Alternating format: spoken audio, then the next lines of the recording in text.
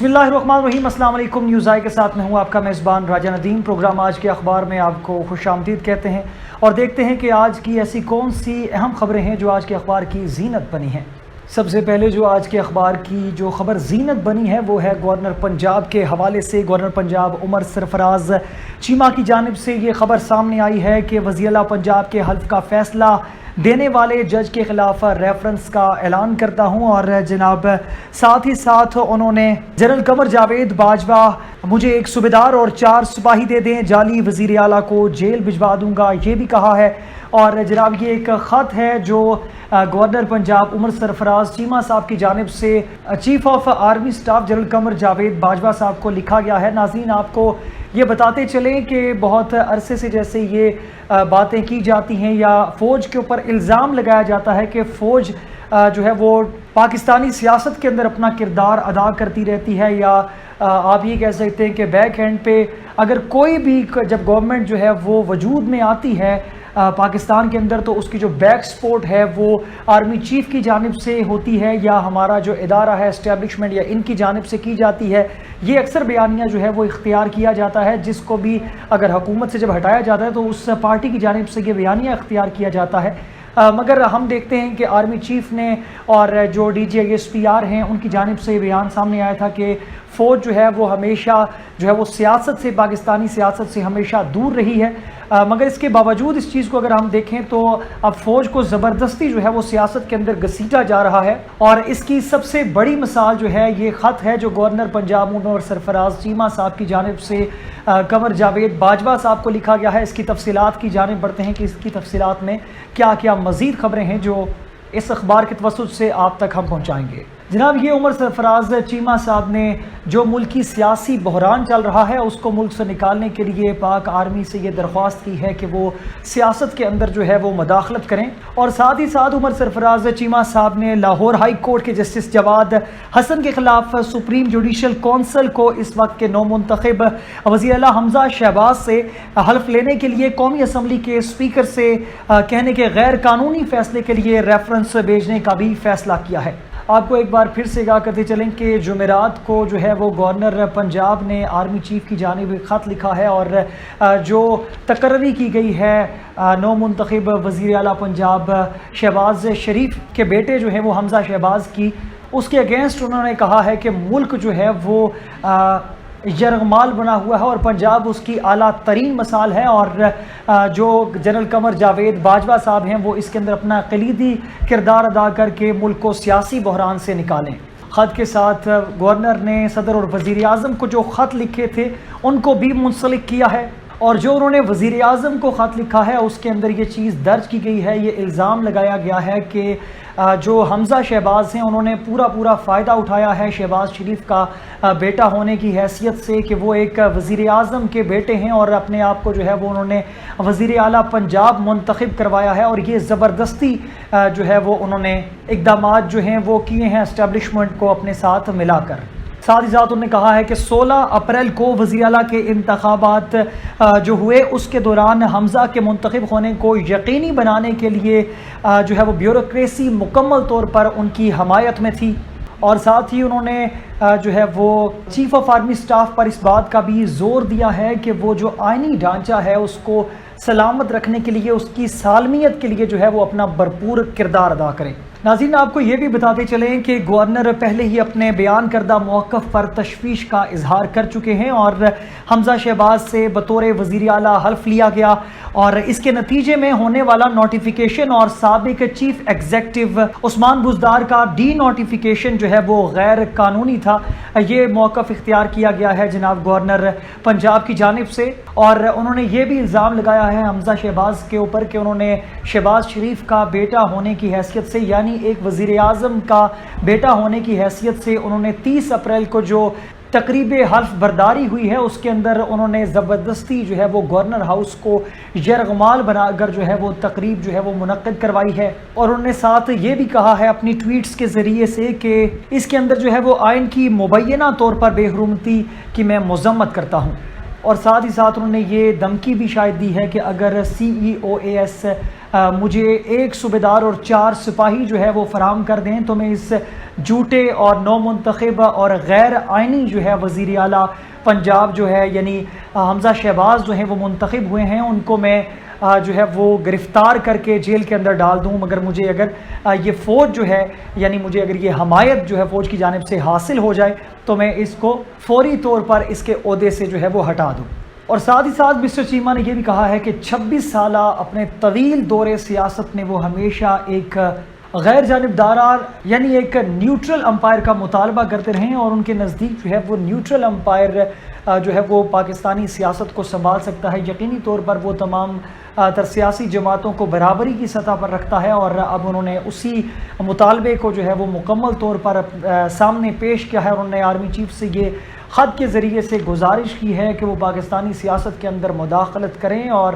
ان کو 1 صوبیدار اور 4 سپاہی دے دیں تاکہ وہ حمزہ شہباز کو جو ہے وہ وزیر اعلیٰ کی کرسی سے ہٹا دیں اور ان کو جیلوں کے اندر بھجوا سکیں۔ عید کے تینوں دن جو ہے وہ گورنر پنجاب جو ہے وہ ٹویٹس کرتے رہے، اور انہوں نے ٹویٹس کے اندر عوام کو اعتماد میں لینے کی کوشش کی ہے، اور ساتھ ہی ساتھ انہوں نے کہا ہے کہ میں اپنی پوری کوشش کرتا رہوں گا کہ پاکستان کو جو ہے وہ اس سسیلین مافیا سے چھٹکارا حاصل ہو سکے، اور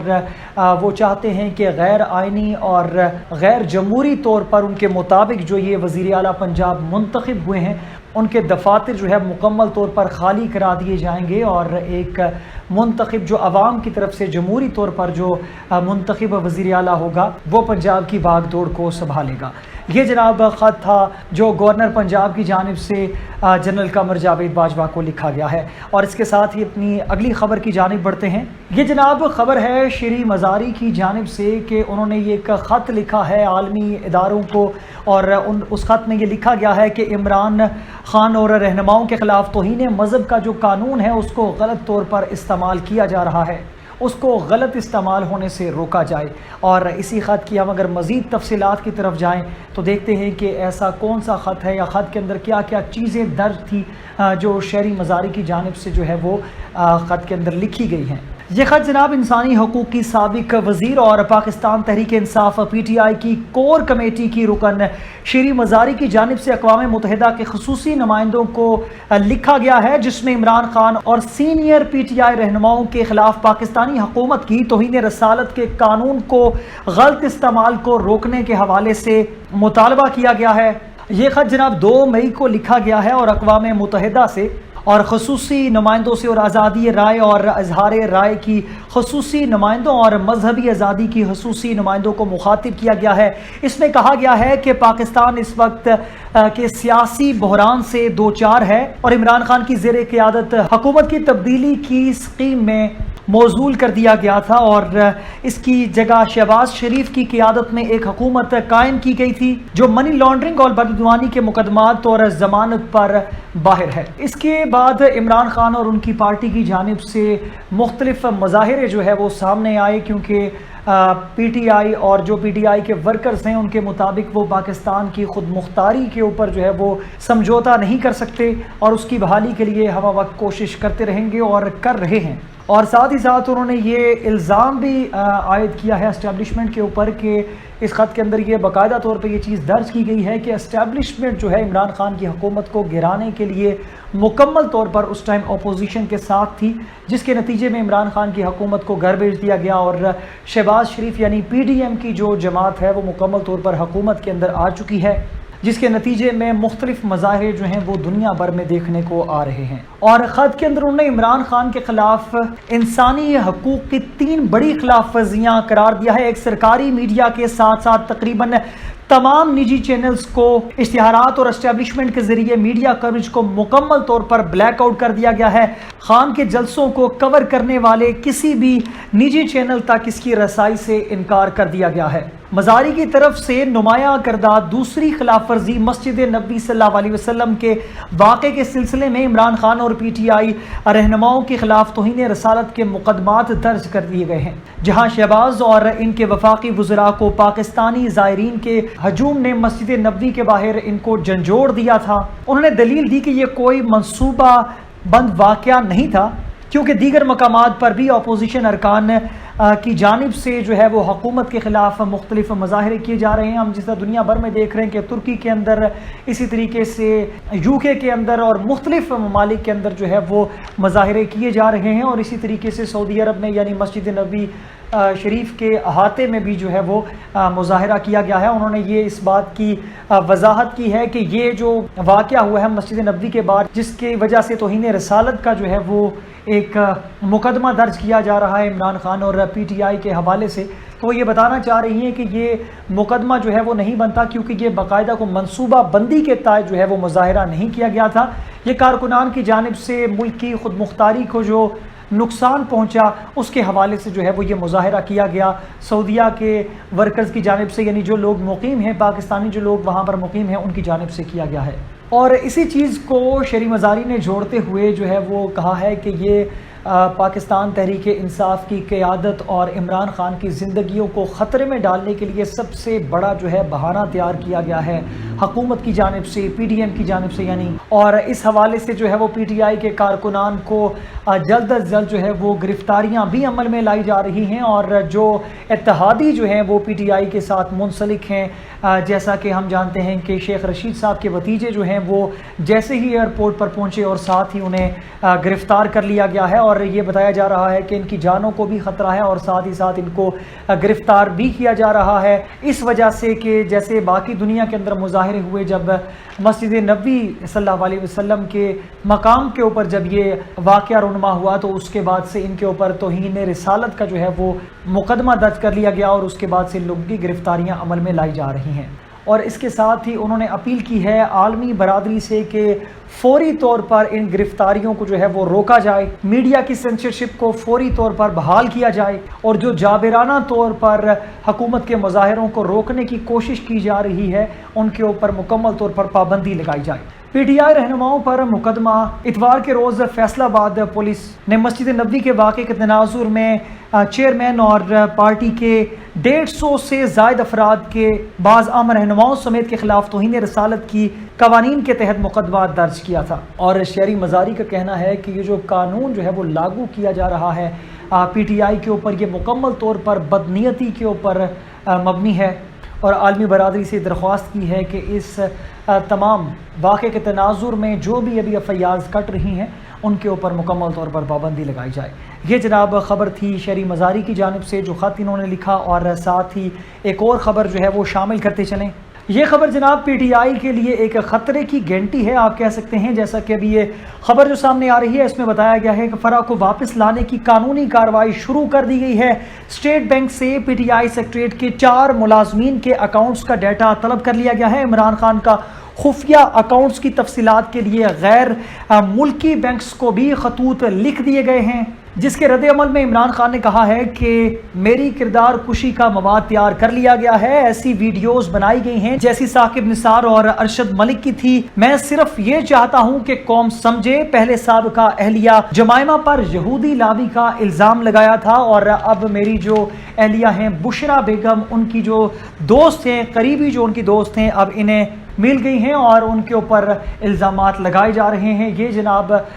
سابق کپتان کی جانب سے رد عمل سامنے آیا ہے. اور ساتھ ہی ساتھ اگر وزیر اطلاعات مریم اورنگزیب کے حوالے سے بات کی جائے تو انہوں نے کہا ہے کہ غیر جانبدار شخص سربراہ ہوگا اس بینچ کا, اور انہوں نے یہ بھی کہا ہے کہ رپورٹ عوام کے سامنے پیش کریں گے. بیرونی سازش مارچ دھرنا دراصل گوگی بچاؤ تحریک ہے. پنجاب میں لوٹ مار, تقرریاں اور تبادلے کی جو کمائی ہوئی ہے اس کی تفصیل موجود ہے. پہلے فرح کو جانتے نہیں تھے, اب تمام PTI کے ترجمان دفاع میں لگ گئے ہیں. یہ جناب بیان سامنے آیا ہے وزیر اطلاعات مریم اورنگزیب کی جانب سے, اور اسی کے حوالے سے کچھ سابق وزراء ہیں ان کی طرف سے بھی کچھ بیان سامنے آئے ہیں. انکوائری کمیشن بدنیتی پر مبنی ہے, صرف سپریم کورٹ کا تشکیل کردہ کمیشن قبول ہے جس کی کھلی سماعت ہو. فرح پر الزام دباؤ کا ہتھ کنڈا ہے, کرپشن کی ہے تو کیسز بنائیں. الیکشن کمیشن آرٹیکل 63A پر عمل درآمد کیا جائے. یہ جناب کچھ سرخیاں تھی جو خبرنامے کی زینت بنی ہیں. مزید تفصیلات کی جانب بڑھتے ہیں کہ تفصیلات کے اندر اس حوالے سے کیا چیزیں درج ہے. تفصیلات کے مطابق وفاقی وزیر اطلاعات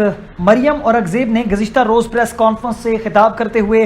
کہا ہے کہ انکوائری کمیشن کے لیے ایسا سربراہ منتخب کریں گے جس پر کوئی بھی انگلی نہیں اٹھا سکے گا۔ انکوائری کمیشن غیر جانبدار ہوگا جو شفاف طریقے سے ان الزامات کی آزادانہ تحقیقات کرے گا اور کمیشن کے قواعد و ضوابط کابینہ کے آئندہ اجلاس میں پیش کیے جائیں گے۔ وفاقی وزیر اطلاعات نے یہ بھی بیان دیا ہے کہ گزشتہ حکومت نے یعنی عمران خان نے جتنا بھی مہنگائی کے پہاڑ جو ہے وہ اور جو بارودی سرنگیں ہیں جو مہنگائی کی وہ عمران خان نے بچھائی ہیں اس کا بوجھ جو ہے وہ پاکستانی عوام کے اوپر نہ پڑے۔ موجودہ حکومت مکمل طور پر یہ کوشش کر رہی ہے کہ عوام اس سے بچی رہے، عوام اس کے نقصانات برداشت نہ کرے۔ اور ساتھ ہی ساتھ فراغ گوگی کے حوالے سے انہوں نے کہا ہے کہ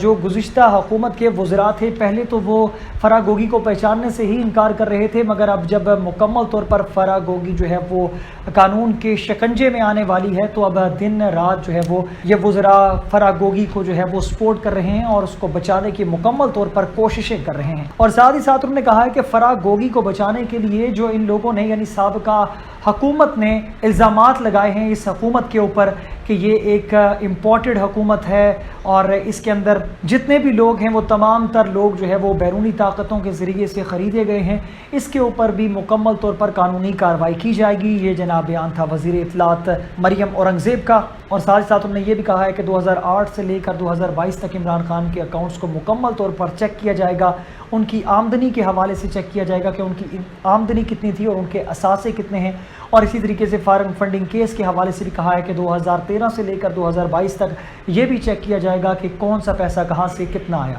اور انہی شواہد کی روشنی میں جو ہے وہ گرفتاریاں بھی عمل میں لائی جائیں گی۔ یہ جناب کچھ خبریں تھیں، اور اب ایک اہم خبر کی طرف بڑھتے چلیں گے کہ جیسا کہ ہم دیکھ رہے تھے کہ 2 ماہ یا 1.5 ماہ پہلے تک ملکی حالات کچھ ایسے تھے کہ پی ڈی ایم جو ہے وہ ریلیاں نکال رہی تھی اور جلسے جلوسوں کی صورت میں ملک کو جام کر رہی تھی، مگر اب مکمل طور پر حالات بدل چکے ہیں۔ اب پی ڈی ایم تو حکومت کے اندر ہے، مگر جو لوگ اس وقت حکومت میں تھے یعنی پی ٹی آئی آج وہ سڑکوں پر ہے اور وہ ملک کو جام کرنے کی باتیں کر رہی ہے۔ آج سے جناب میاں والی سے ایک پی ٹی آئی کی قیادت کے اندر ایک ریلی جو ہے وہ نکل چکی ہے اسلام آباد کی جانب، اور اسلام آباد میں پہنچ کر جو پی ٹی آئی کی یہ ریلی ہے یا جو جلوس ہے وہ دھرنے کی شکل اختیار کر لے گا، یعنی ایک بار پھر سے وطن عزیز جو ہے وہ پھر سے دھرنوں کی بات میں آ چکا ہے۔ جتنی بھی معیشت کی جتنی باتیں کی جاتی ہیں کرسی کے اوپر بیٹھ کے معیشت کو بچانے کی یا اس طریقے سے ملک نہیں چلتے یا جو بھی، وہ تمام تر چیزیں جو ہیں وہ دوبارہ جب عملی سیاست کے اندر دیکھا جائے تو ان تمام تر باتوں کو پس پشت رکھ کر دوبارہ سے جو ہے یہ حکمران جو ہے دوبارہ سے ہم دیکھتے ہیں کہ یہ حکمران سڑکوں پہ آ جاتے ہیں۔ اس چیز کو بالکل پس پشت رکھ کر ملک کو کتنے نقصان کا سامنا کرنا پڑے گا، اور تفصیلات کے اندر کچھ یہ چیزیں بھی لکھی گئی ہیں کہ کرپٹ افراد کی امپورٹڈ حکومت مسلط کی گئی ہے، لوگوں کو غلامی سے نکالنے کے لیے اسلام آباد کی کال دی ہے۔ پاکستان کا وقار خود مختاری سے وابستہ ہے اور عوامی حقیقی آزادی کے لیے ہمارا ساتھ دیں۔ یہ جناب ویڈیو بیان جاری کیا گیا ہے عمران خان کی جانب سے۔ جلوس جو ہے وہ میاں والی سے چل پڑا ہے